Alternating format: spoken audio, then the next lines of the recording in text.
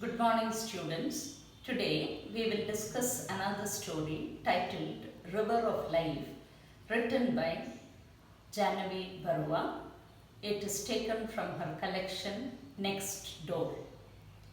I am sure by now you have all made it a point to read the story before listening to this lecture.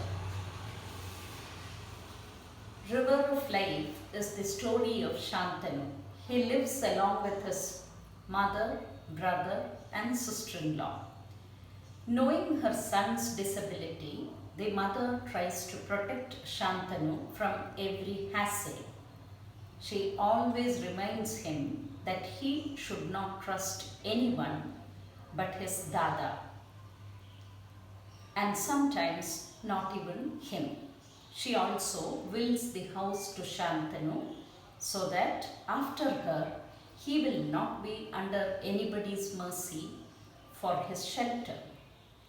She also reminds him time and again that he should not sign any papers ever so that he does not get cheated by anyone as regards the ownership of his house. Very often, the maintenance work of the house appalls Shantanu. He observes that whenever his mother undertook the maintenance work, the workers turned the place upside down and walked around the house triumphantly. He felt cornered and conquered by them and preferred to hide under the cot, and so on. Sometimes his health suffered a setback because of the nauseating smell of paint and other things. At such times, his mother would be very considerate to him and attend to his needs. Whenever he dirtied himself up, she would wash him up thoroughly. Rather, she would clean him up thoroughly without uttering a murmur of complaint. But whenever he did something wrong, she would scold him.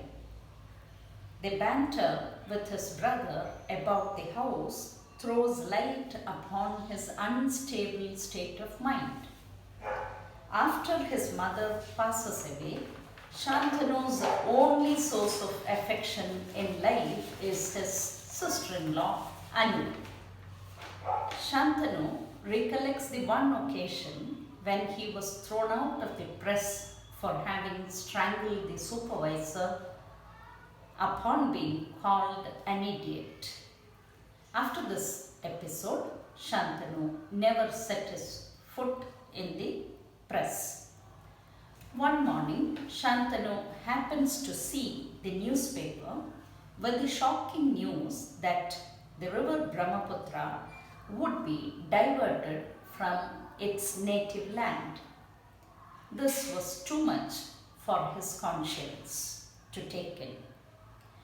How to avert this disaster becomes the primary concern at the back of Shantanu's mind after his reading of this news.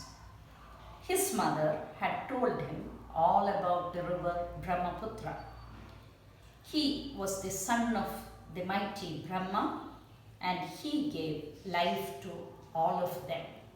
And therefore, Shantanu's feeling of reverence towards the river Brahmaputra. The river of life perhaps represents the journey of life. Like the river Brahmaputra, meandering its way through unknown territories, our life's journey also leads us to unexpected twists and turns. We may not even be able to comprehend what we ourselves are chasing, just like Shantanu in the story. Shantanu is passionate about the river Brahmaputra, the only male river in the world, the lifeline of Assam. Shantanu wants to save the river from being diverted from its original path and taken away to some unknown land beyond the boundaries of their native land. Shantanu can't let that happen. He decides to prevent this untoward incident. He does not know how to go about it. He consults his brother and sister-in-law. From them, he learns that the government could help. He also has learned from his brother that the Supreme Court can also do a lot of things in favor of the citizens. When in doubt, approach the Supreme Court, he has been told. Shantanu's passion for rescuing the Brahmaputra is so immense that with a simple nudge from some neighborhood boys, he embarked on a journey that he had never undertaken before. He takes a bus to Dispur to meet the government and to address the issue. When his attempt to meet the government fails, Shantanu decides to approach the Supreme Court. Hoping to make it to Delhi, Shantanu boards the red train, a long red train like the one he played with at home, after which we know nothing of what happens to Shantanu.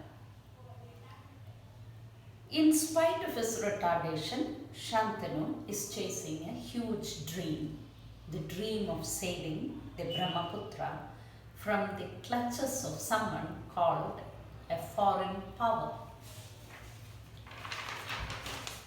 The truth of the matter is that whenever someone pursues a big dream in life, it is true that one may not be conscious of the challenges or the consequences ahead.